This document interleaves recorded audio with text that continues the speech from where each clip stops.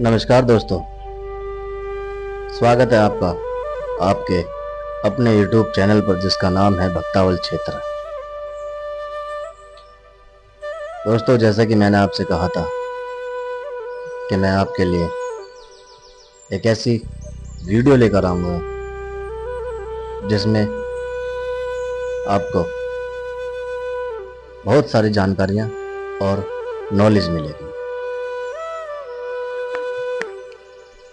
तो चलिए बिना किसी देरी के हम अपनी वीडियो शुरू करते हैं।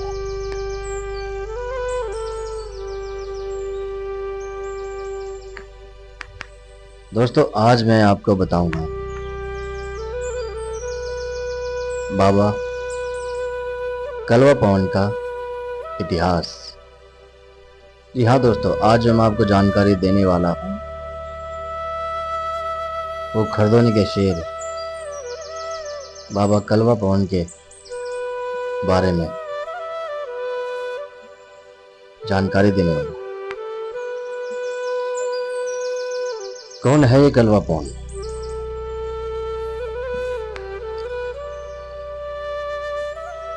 कहां से आए हैं?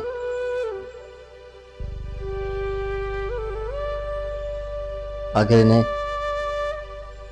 पवन या पवन किसने बनाया? देखिए, इस विषय पे जानकारी आपको YouTube पे बहुत सारी वीडियो में मिल जाएंगी, मगर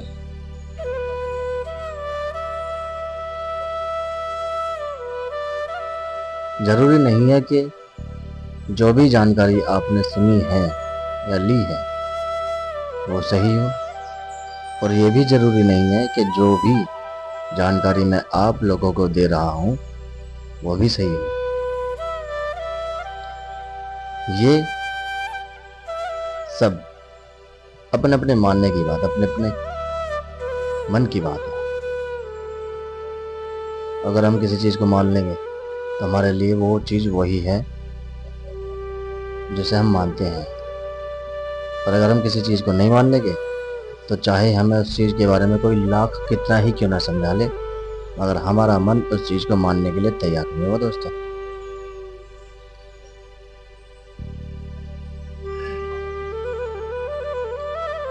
दोस्तों, YouTube पे मैंने बहुत सारी वीडियो देखी हैं। कोई बोलता है बाबा कलवा पवन गुरु गोरखनाथ के धोने से प्रकट हुए हैं। कोई बोलता है कि बाबा कलवा पवन नांगे गुरु के धोने से प्रकट हुए हैं। तो कोई बोलता है कि बाबा कलवा पवन को बाबा देव गुमानी ढाके बंगाल से लेकर आए थे। अब देखिए, मैं इन बातों पर, इन वीडियो पर, जितनी भी वीडियोस YouTube पे मैंने देखी है, मैं इन पे कोई भी तर्क वितर्क करना नहीं चाहता।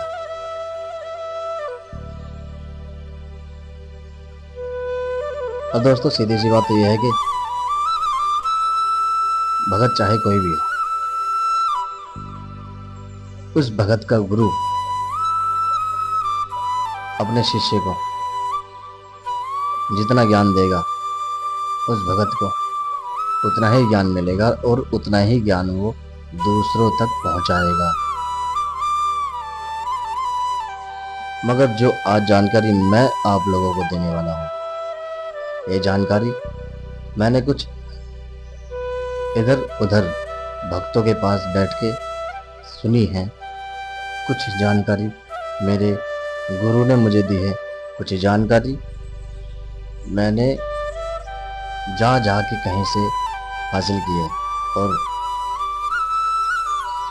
कुछ मैं आपसे अपने मन की बात बताने वाला हूं, जो कि मैं मानता हूं और जो बात मेरा मन मानता है।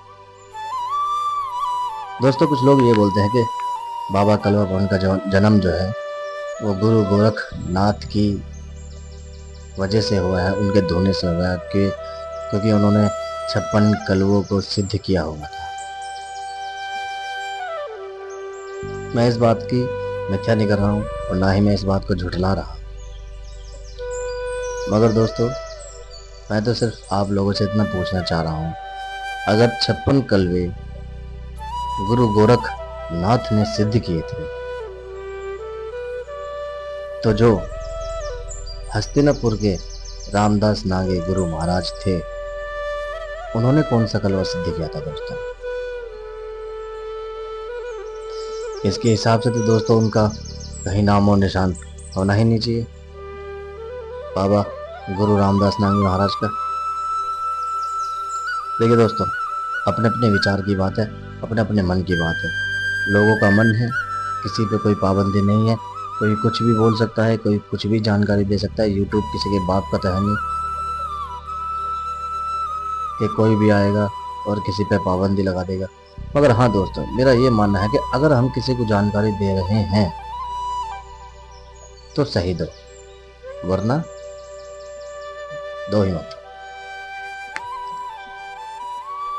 अब चलिए दोस्तों शुरू करते हैं, बात करते हैं उस बात की जो मैं आपको बताने वाला हूँ। मेरी नज़रों में कलवा पवन बाबा जी, वीर कलवा पवन का जो चलन है वो कहाँ से शुरू हुआ है और कहाँ से नहीं। पहले मैं आपसे ये बताता हूँ जो मेरा मानना है। आप मेरे मन की बात सुनने के बाद चाहे कमेंट में मुझे गाली दे देना या प्यार दे देना, वो आपके मन की बात है। दोस्तों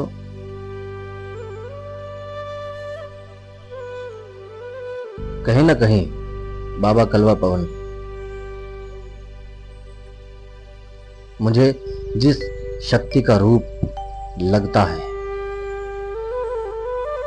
मेरे हिसाब से और मेरे मन के हिसाब से वो शक्ति कोई और नहीं। मैं उस शक्ति को बाबा भोलेनाथ का अंश जो था, जिसका नाम था वीरभद्र, ये तो आप सभी को पता होगा कि वीरभद्र कौन था। अगर नहीं मालूम है तो मैं आपको बता दूं, वीरभद्र बाबा भोलेनाथ का एक अंश था। जब माता सती ने आत्मदाह कर लिया था हवन कुंड में, अपने पति यानी बाबा भोलेनाथ का अपमान देखकर,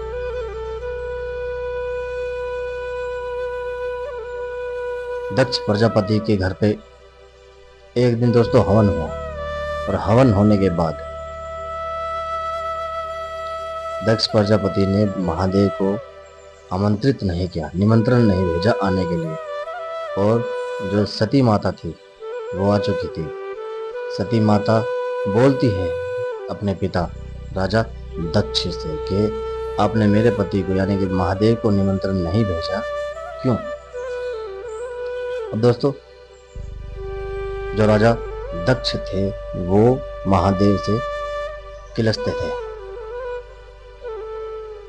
कि मेरी बेटी इनके योग्य नहीं है, फिर भी जबरदस्ती अपनी बेटी की जिद के सामने झुके उन्होंने अपनी बेटी की शादी महादेव से की। इसी बात की वजह से राजा दक्ष प्रजापति किलसते थे महादेव से। और दोस्तों एक दिन राजा दक्ष प्रजापति ने अपने महल के अंदर एक हवन रखा। हवन में सबको उन्होंने निमंत्रण भेजा मगर महादेव को नहीं भेजा। इस वजह से इतना बड़ा अपमान देखकर माता सती ने अग्नि को समर्पित कर दिया अपने आप को, और वो जलकर वहीं भस्म हो गई थी। ये सुनने के बाद महादेव बहुत क्रोधित हो गए।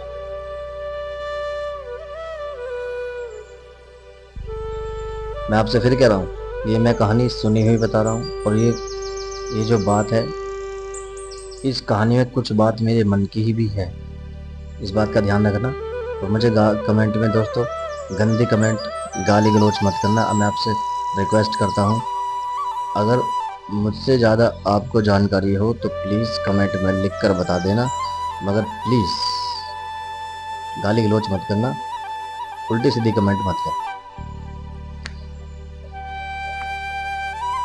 जब महादेव को पता चला कि सती ने दाह संस्कार कर लिया है,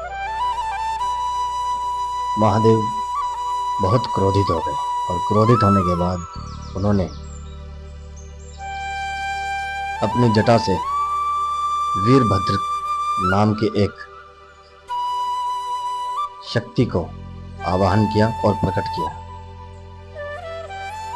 वीरभद्र जो कि बहुत ही महादेव के क्रोध से उत्पन्न हुआ, गुस्से से उत्पन्न हुआ, और पैदा होने के बाद महादेव के आदेश पर उसने राजा दक्ष प्रजापति के सभी सैनिकों को और राजमहल को और राजा दक्ष प्रजापति को भी मौत के घाट उतार दिया था।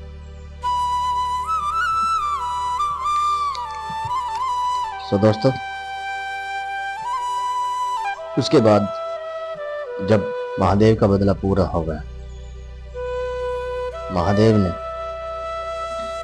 राजा दक्ष प्रजापति जो थे उनको मौत के घाट उतरवाने के बाद जो वीरभद्र उनका ही अंश था उसे अपने अंदर यानी कि अपनी जटाओं में समा लिया,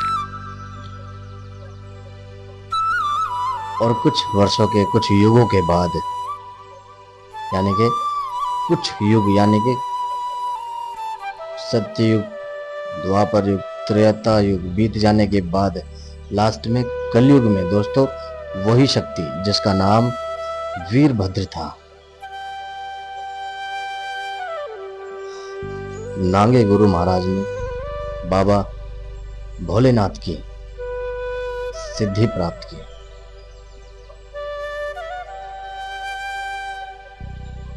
मरघटों में सिद्धि करके, शमशानों में सिद्धि करके बाबा रामदास नांगे महाराज ने महादेव की इतनी सिद्धि की दोस्तों, इतनी तपस्या की, और तपस्या करने के बाद, सिद्धि करने के बाद बाबा रामदास नांगे गुरु महाराज ने महादेव से उनकी वही शक्ति ली जिसका नाम वीरभद्र था, और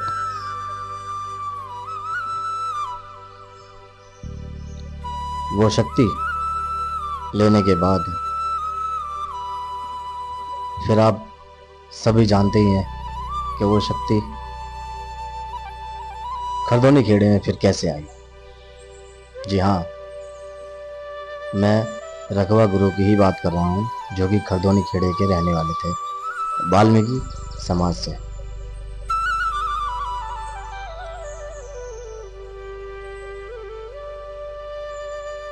रामदास नांगे गुरु महाराज ने महादेव की सिद्धि की, और श्री रखवा भगत जी ने बाबा रामदेव नागा महाराज की सेवा की 12 साल तक, और 12 साल तक सेवा और सिद्धि करने के बाद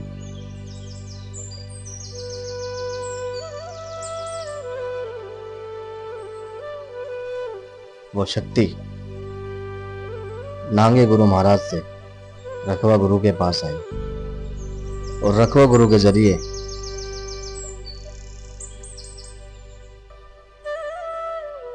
खरदोनी खेड़े में आए, खरदोनी गांव में आए, और खरदोनी खेड़े में आने के बाद आज के इस टाइम में, प्रेजेंट टाइम में दोस्तों, बाबा कलवा पौन आप सभी जानते हैं, घर घर में पूज रहे हैं, घर घर में।